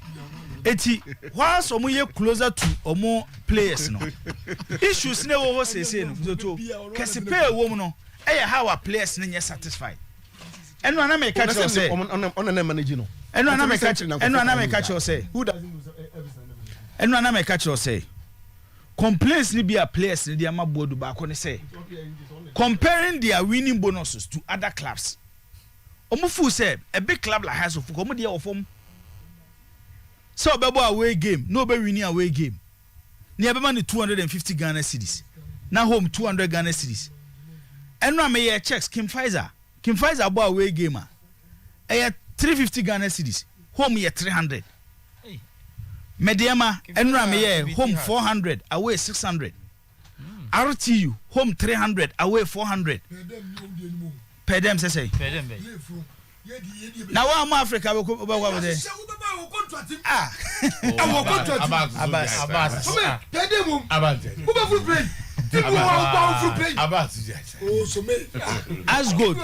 As good boy we omo winning game 350 home 250. It's because omo ye players omo na for other teams no. They have done their checks. As go salary has salary. It doesn't matter. Debbie, no. Bafo. When it comes to when it comes to negotiation salary no one wa dey negotiate and the year second face and attribute to any bonus at has but has pay salary sinking face na say obvious it's a bigger club there news and say omon ketwa ni tiate kese when they say no bonus no e ba chen normal has of salary to say RTU any kibeta any media any news but some try winning bonus say has the news news it's say news because it's a bigger club. And do we say bonus? We say the Liverpool bonus. Say Liverpool bonus. Sana Brentford. Debbie. No. So why are you saying bonus is bonus? Oh yeah, no, I can't say. I said by force. Hey, different bonus here different. Bonus. What makes you a big? When it's a bonus. What makes you a big? Salary assembly can come back. Bonus. Now wouldn't say salary no. Bonus no. Add up to their salaries. The reason why I make free team about the team say wait there me share me schedule. Na Gimvesa. Zani on finger on. Nene sani onye no. Say Gimvesa ne RTU. Onye no mo ba no ase because oba 200 obi kan asema na wa ye no mo. Anyo lari na go ka bi. Aba ka come me. Say the two na we dey Gimvesa look at. Alaji Guza no George Amakone omo manage omo club kakra. Na say Gimvesa for Zuberu ne wa mo no. Wo mo discuss ko fi ko jimo. Your guys' salary. And your bonus, who? I'm just discussing. And your bonus ain't count. Your bonus. Just had the okay place, but a train. So yes, car bonus. Give us our pay the same salary. Because your man say, I agree on the empire. Connect with any extra salary. A new bonus and I'm going to say I'm acquired 700. Now I'm acquired 250. Who said they will perform at the same level? But you can find a chair and you have to. I don't know them one. Can find her. What's the young mama? And then I see you. Can find her pay more than a castle. Then they shake my zoo. No one has said.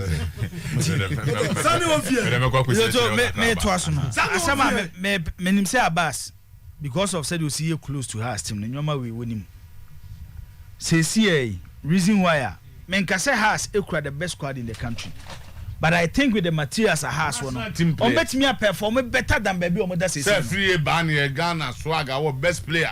Baby Anna Zuberu Muji Skache. And because of Sanya, on say there is another issue. Another issue. Epic here. Ibrahim on a free Bani. Say so master T raise issues. Say free Bani obo we ya no afaka no sikumase. Obo we ya no afaka no sikumase. Say a drew stage controlling the players, technical team lose control. Oma ye you omo from board level. So omo so mra no mo meboa to control House of Folk team no. Say so omo so lose control. That is the truth. Oh, by say me nim hwe kura no. But they had managed. By me nim hwe kura no. House of Folk Ubo Africa. But managers control. If you are manager, you control. That's the yin for say to come and manage. Yes, obet me team. No, how can so such a one? O don't tell me I come you like a managing club. Because of the structure no. Don't manage now it is a management board. So who are members of the management board? Sango for no say. Sango for no say they have failed to control. No, I'm saying that and to have failed to control because he is in charge. No. What's one in the for? Sango for no board we are on a jumo. No.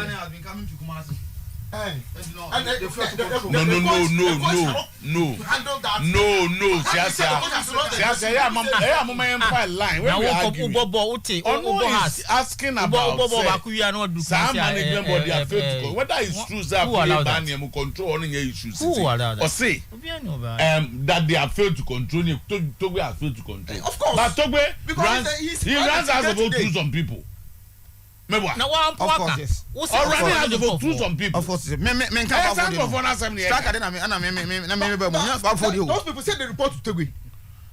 whatever they do, based on Otogo's instruction. We all report to therefore, the CEO. But if I cannot control people in this house, and yet CEO Nejuma, I am supposed to exert a certain control. What does it be or not? So it's not about him, it's about me, who represent Togo as a manager. That's the point he's raising. And who are those people? So if I fail to, who are those people? I don't know. Me, I don't know. Say, so if you don't know, let's address what you don't know. And say, Togo ne control. Togo on a Juma. Because for what I know, he's the executive board chairman. Day-to-day administration of the crowd. He's in charge. Who is in charge? Togo. He does it through people. Tama, but for can say. He does it through people. Togo in Crawford, and Crawford. He does it through people. What's it talking in Crawford? But he has a board. The board. The same people walking. And then walk as a for they have failed in their duty to. Togbe no on a historical training ground. Togbe no on a cover player, so play answer. And I'm go for so. And I report to him. Those people are what we are talking about now. But they say a coach in a coaching ground. I hear coach in a coaching ground. Coach in a signing paper on behalf of Togo. Coach in Togo in a core airport. Omu Africa now. We go not to go. But I know who came. And I'm afraid to drive back to Masi. You are changing the topic. No, but I didn't change the topic. The topic is that a free ban here drive back to Masi. So coach has lost it, and that people also lost it. Let's address a free ban and order, and nobody controls. Okay, no, if you disagree, but the argument was that. No, if you disagree, say free ban and drive Kumasi. That's another. No, me, I don't know. So how would I disagree? Let me say a question. No, the free ban. Will you be happy as a Liverpool fan? Na Mo Salah ball league game we Obowie be at the channel Egypt. He can't do that. Not in the presence of crop. And nobody will go near it. The full responsibility of the coach and no another person. Someone may control club no. Almost one lose one. Has supported the player to the What's manager. Me, I'm not even interested in that in the first place. Because a coach in the first person report. What about someone report to Oma? How can you expect them to be doing a coach's job? For them to be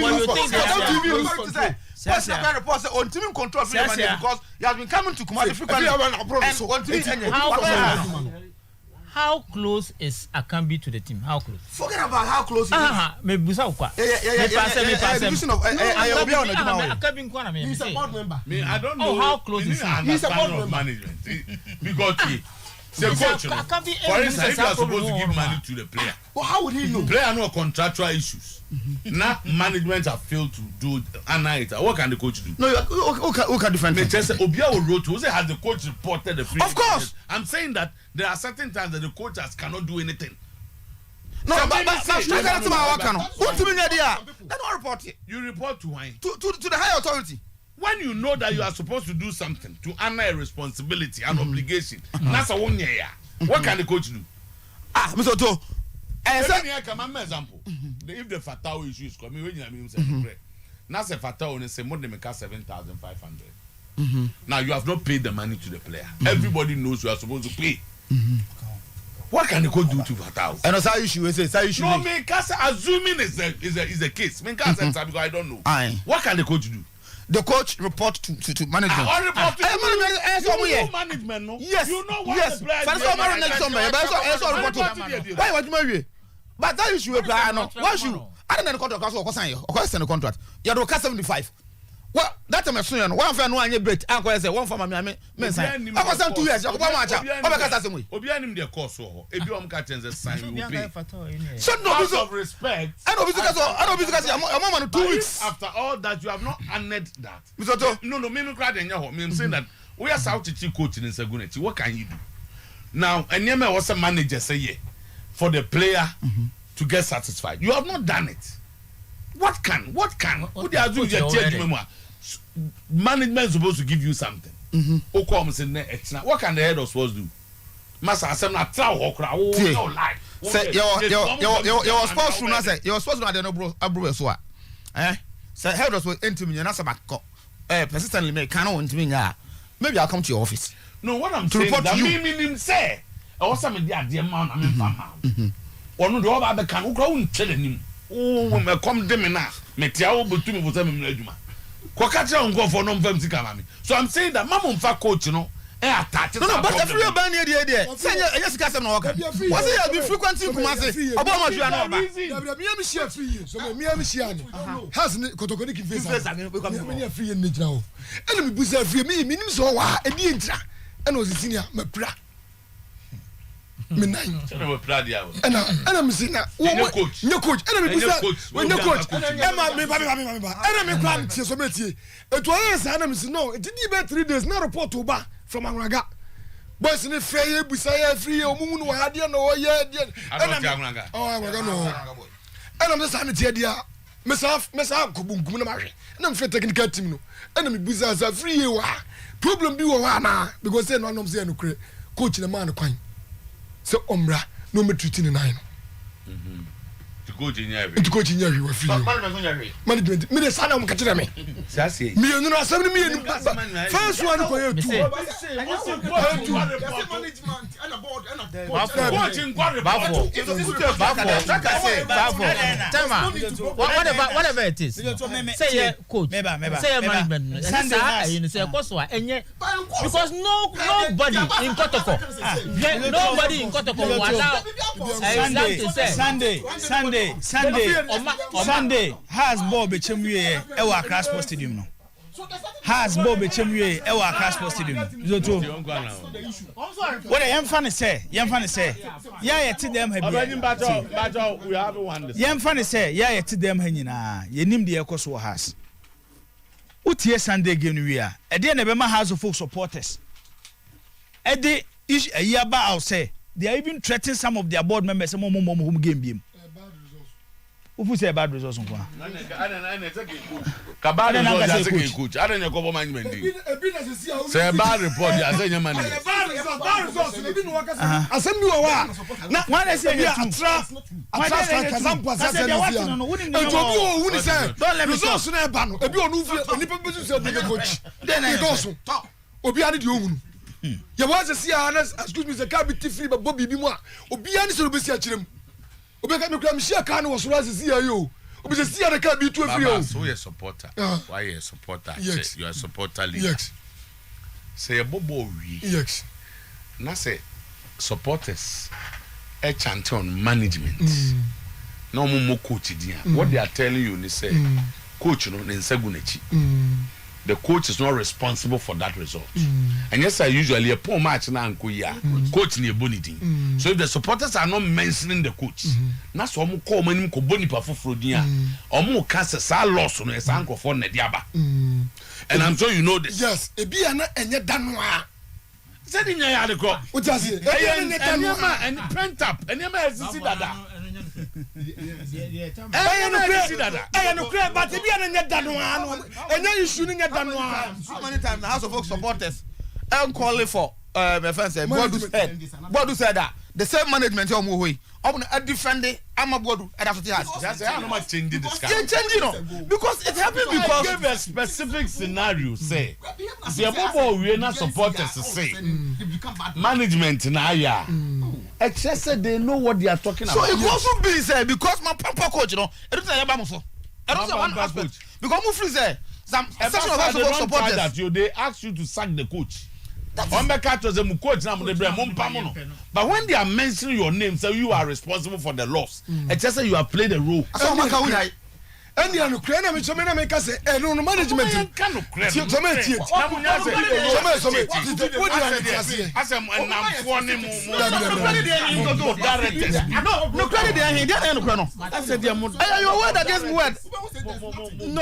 Misoto that is not the case. If you think say o ma frɛ Akambi and o mention one other person say o say ma on nsi baby ani me no be can we can do wa go ke Debbie o mo mu coach Debbie Accra Asempa you go ke o mo mu coach Asempa na me say management no mo na tie enti me metima ka say na anu asem Abbas what you say enti management issue e different like coach Abbas o mu road no mo play e wo team no mu a team enti no team no one dey be bibi timi si na yi MCC a for solve the situation. Yes. That the problem about. Situation no. Bad situation no so. Because omo ni bibia on. E say ya make. Omo nim say. Ya no nka bi o ya so. David Kofi o piano ko has mu dudun ti no nka bi. There was a journalist or follow her. Me say journalist. Me efia he said the kotokofu sie pia mi nua kwese so me wo dey wada. Omo piano ko show. Yeah, wa dey nim say. Text message a read efia. Yeah, nim say on Mr. Mon he knows mpanyimfo mo heart of folk. Me gasa wo me say the kotokofu ni for sie pia ni. Ba be mo piano ko shey mi nua yi. O si kwara na bet wo host kan. Kofi problem o nyina say ana boss mabusa asem o hwem ehunu mabusa we bonus. Good. Say away you 300. Okay. Because you FA Cup me you league. Oh say ade ba ko free we say on no. You 300 away 250. Me say 300 ba free busa. Home you 250. Okay. And away 300. Away 250 home you 200. What you say? Say ya me can. Say what you very good. Media bad. Say ono ati enu amekwa say asem we pa na aba bontin. Ono anka. And I'm saying mabusam. And none of person me nyam information here. Omutua away 250 say dia me can no me boa. Oboa. O ma tumi na. Dia me can say. Kobi. Who FA Cup wo free. E tu dia FA Cup dia na ko league dia no. Yesu ni me enu yewom. Plus Africa. Plus Africa. Ni mi enu. Wo league wo. Aka league wo 3,000 kura. Abbas, mo really enso wo problem. No.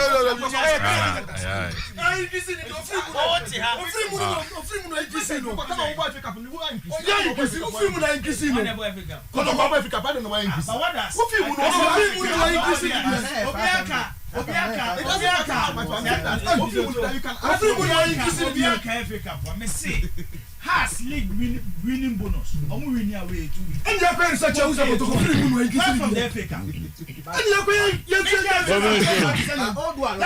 Voilà, c'est Enra. Bajo, Ricky Brana, I'm the Legend Enra mi be page be ma say place be on contract running out in some my list be.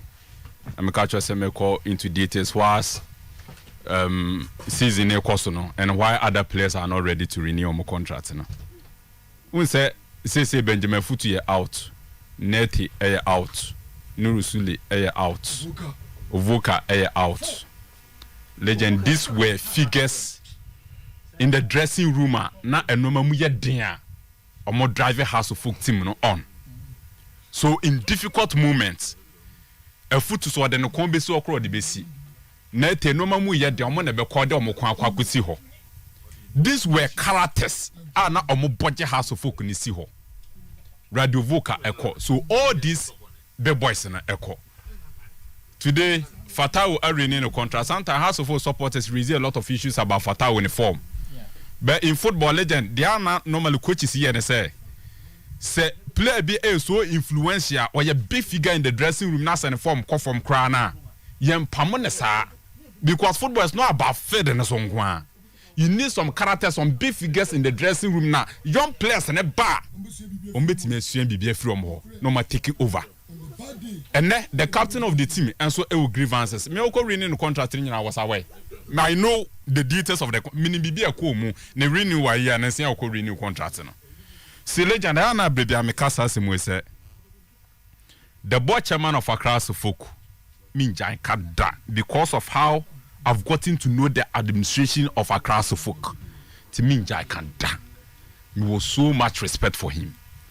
But I've also been saying this year, sir, in economic terms, don't make us say your investment is equally good as your appointment. And it's always be juma. Now so this kind of be juma huge investment. And kwafo na obe for mama ma be ye juma was our company. It's equally good as the kind of be juma no. So your investment is equally good as your appointment. That is the problem of the eminent board chairman. The problem, no. The board chairman that I have so much trust, so much respect. The problem, no. Huge investments. The wrong people in some positions. board chairman ni problem nyina no when you trust in some people in friends say the too icy omo and our trust omo and those two people cannot lead the affairs of an elite club in the shape of a class. So that's the problem. Because me Abbas me mentiasie. So be ready board chairman 40 out of Dabi. We are talking about a board chairman. You can talk about legend. Sir, now put be mind the ho. But legend. Baby at House of Folk 1911. It take you so many years they could only acquire put be mind London. In a space of 10 years, this board chairman administration APJ the state of the art. That is a policy. Put projects. That's a policy. Sibia you drag a House of Folk team into gutters. Say omunya baby omutimi kwa park campus park near pamu omo also am 40%. ene omo ye a project that will accommodate young players, academy players. This is a huge project. A bit me my face left to Accra folk. And then we are talking about board chairman. Abbas setting the priorities okay. Was see one the results first as an we based on no Father no Abbas there. Me come to there. I don't based on that. Abbas your supporter. Based on that, I know the man 40. And you know, untimi discount. Okay, so legend, this is the board chairman. And legend, let's not forget baby a board chairman or PK House of Folk free you. So situation a club ni komu. Any a normal leading to Toba for the becoming the board chairman of the club. And from the first stage and after the first year, second year, no, now difficult House of Folk be competitive because of the financial situation of free mobile. And this is the right moment. The competitive level of House of Folk was to me twice. Because I feel in commercial so. But today, so kata when it's not so the appointment and Kwafuna would do much some critical positions are responsible for decision making in the club. They are responsible. Some of say all the management members, all more House of Folk, Desmond, Nasam Oruka, and Nasam Yamia. Desmond the legend. Toba Fede na sumani free World Trade Center ho no on the office wo and also on this Sunday Mebwa club no at the time Mr. Moore free ho no as the operations manager and now the discussion as operations manager there he should call the shots osha omo go sisi ana PRO administrator he's ahead of all. Also he's ahead of all of them, but today Desmond is not the one calling the shots over there. But me aware said Desmond Toba Fede catch and say if Mr. Moore is not available free meme office as a decent down call the operations manager of the club. But Obaya, he is unable to take any decision at management level. PRO and take a decision. Jonas, my good brother, on take a decision administrator. Why? So the club is being run by of board for the mobile from when board members and run the club now. So Toba Fede. The board chairman, that's the problem because I can be any Vincent and run a club, no. And clearly, legend, Mr. Players no more contract run it out, no.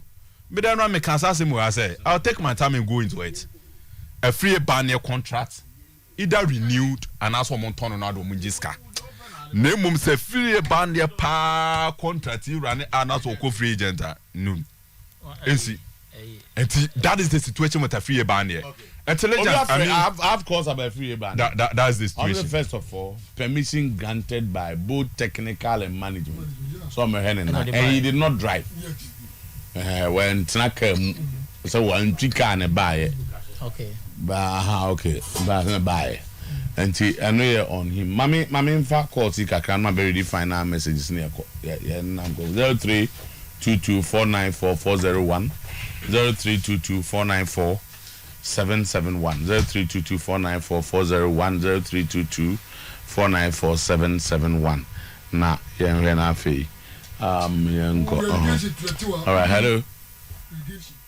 hello yes sir we dey sugar but what do my here that's good ochina say baby any for we are and is enka Sunday no Yakonya the icing on the cake. Because the baby any has match and there. Omu wiya na Yakonya the icing on the cake Sunday. Icing on the cake, almost sano. About the sweetness of the cake and the sugar on the cake. The sugar on the. And now I coach no the buy. They say, yeah, free. Abrofu book no man the sugar on the cake. Enti empire ne yebo say yebenya supporters no Sunday. Okay. In fact I say omutimi ba. I'm say even the 25% no cry no. Still cry MCC ntimi emfani nyina which is not good. Okay. Na say ntimi nkwa. Mimpo de me kohwe kra. Na no obi erezi. Virtual seat challenge no. I'm say that mean David mebusa no. I know about around them here. I'm say Kotoko that's more of the promotion on social media than the traditional media. And social media no is global. It's everywhere. It is true, yeah. But Omo Mbeba have ball no stadium. There are people in and out. They listen to Ayepa and so the rest. Omo more on radio and it is true. Other media outlets around. Not social media not for. It's a virtual seat challenge. First, not they radios no doors change. Okay. And they are no correct. Say anymore. We share say Herbert Besi Abeka Sania here, and people love to hear. They should. They are no crowd. Was say doors change. In the social media because it's enough for so be call hompo. That they give you a Sunday. About 2 minutes no. So me team neighbor.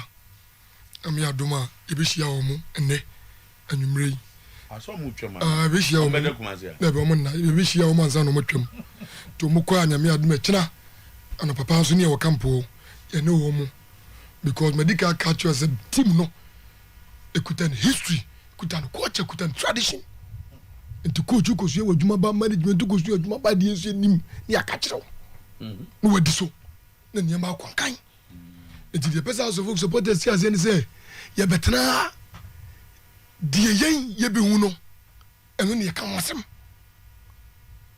die me metie eno na me ka wasem na na sabre ka kire say ye be start early 80s ka kire say ye watire no e different ye be club na ne ma be hu e different e yamba ye be club no ne ma ye hu no anytime na ye watire no susuye wom eti baabi ani match ne ye be ko wo apese okobie no fresh me akira come the car basi chapter 9 me akoma akira so me ye akoma akira say we the lion ay 2 hours 2 hours anya kwa bu akwa say mudam kakra tisa first ni biem etu bia opese okobi bia ye ba fa na ye duru wa ye begina ba ye nke hwese ke koni ye ba ni ye gina na ye koni ye ba ye niema mienu what you say come say ye ba ugina enye yie ana anigye ba ugina ono so amoa no so eti ye komu mu agina enneye okay nti ye best supporters so obi anya din ye tutu ne ma yie say de be ya club no e be kon kan ye betena de be boa club no ene ye kan anya de be boa individual supporters nya de be boa individual obi a obey hasofo godmada bi de be boa club no ene ye kan supporters ni na botre na de be hunu bia no ye be wese ye be siesie de be tibia so ye be wese ye be kan yi aba say last year de be sia thank you ye do bia say up next DJ Rocky Rocky Obiai the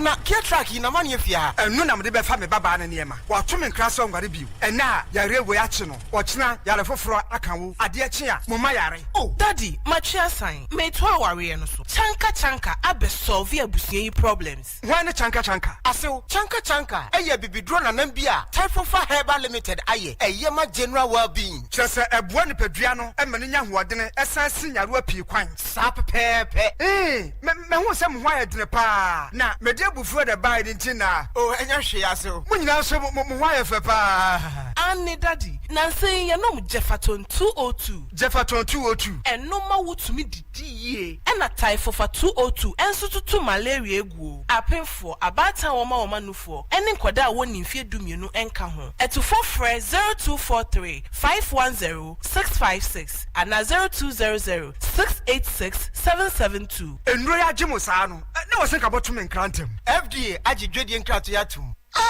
me fear ha na ye sham say de aduane no aye so easy ama me esan Charlie Spices nti menam ya mechi ya aya akono na ha ye sham sa me de Charlie 3 mix powder ene simi ye na hwe mabenkate nkonto yi a ewuru putoputo ya etu shami me de Charlie Prekase powder ene kumo sese de wu nya so be kwakoto Prekase na watwitwa na wachichi mu na emam no use Charlie Prekase powder eye 100% Prekase sa won pe garlic here with the Charlie ginger powder and the best steam wonder ebe ye de ama me fie ha ye hwa Charlie Spices emeduane eye de na ne buonso de eda form Charlie ginger powder Charlie Prekase powder and the Charlie 3 mix powder ebetu Charlie Spices obenye biato ewodwa ene supermarket mu se wo pe ne dodo mu atu a Frequency Food Limited was 0246 955 678 and 0243-230-853. FDA aje adwedie nkrato yi atomu. Woko China Natural Clinic no uko hu die. Sanya agbodo mu di no ho. Sa, wo ye akọ pressure. Wo miamia won sam no nam mu keke. Hwim no yi yare no ko. Agese so wo sa yare a won fa duro. Aduro wo de beka akura no kra herbal medicine. Na me se yare no wo twimu tawoboa. Wo ba fru widiem. China Natural Clinic. Wo ye massage, manual and electronic. Wo do to mpem atwetwewa ma widie no emusa no si afom. Want to stress any pain so we dey build that papa no our ultramodern lab a check yare bia e won penifo no kwada mu was circuit blood pressure stroke any yare keka ho China Natural Clinic se obe ye kira kwan Kumase ye wo santase otenkwanta ye ne onabo oseche mansam bonsu fie no na edi nhwanim enkran ye opokwase kwabenya kwan ne Total Filling Station achi na ye wo danso na ashama aje kwadwo tame aje street ye ne New Queen's Court School no na edi nhwanim obetima fra ahomatro for you so 0244 43 5763 and that's 0541 023504. Hey, Poku, Nadine Wajamo Motoma Fusa. Assemble Kwa Poku, Nipa de also Yamraka Kadema. Yo, Mate, wouldn't a footwood dear. Nadine Krawi, a cream hair remover. So what is Srawa Motoma, Brava Motoma Fua? Now I try a free sima and no question what you saw. Nowadays, Swallow, a Nina bed. Siagu, na yusu bi amana buame enuntina me kan fana masam cream hair remover. Je no kosore kwajo we die masoma hwe na eye adwuma se de okan na me de betchre me yire ma adwanso na ehefa na menya biato. Oh, wo benya biato supermarket mu de opedo do atimi aton fra ne nche juo po chemist e wo Kumasi amakom ana se one fresh numbers way 0594417171 ana 0594496967 cream hair remover baby minia cream hair remover any away FD aji ejodi nkato yatum efiapoma edi upa na udi dokun na makoi wo yɛ fisa wo osana hwe bra sese mini osabie mu Semensa Bar Clinic adaroma mekwa wo mu free me no yare miensa ene wo ka se me wo ulcer typhoid and diabetes na ulcer ne typhoid ne de me free mu yes Semensa Bar Clinic a wo kan no se bi kro ma so ko ma mpona wo mo osiwo bibiduro mu papa yade bia ni ho da se ne de beko Semensa Bar Clinic na wo se me kwa na anye yi me se pama yade ahodo a Semensa Bar Clinic ulcer de na mu bi ni oba fit kro mu hawo enemu yade ba na se be ma no say stroke and pressure typhoid and say hepatitis a ebia be firi wo so kra me say Semensa Bar Clinic wo waduro bi se kro de se man pe de krosa wo say ye egu honam ani a Semensa Bar Clinic e wo nu ade be ma wo a wo hu beto obri tie mu se ba ma hu de ko fam a wo waduro bi ye fe na gan se wunya no bi pe ya sem wo so kore mampon edwa fofo na ye se no ha ne Semensa Bar Clinic wo bia bi duro so bi ho aduro bi a na ma say ade bi wo ho Semensa Bar Clinic wo number ni 0240616061 and 02793565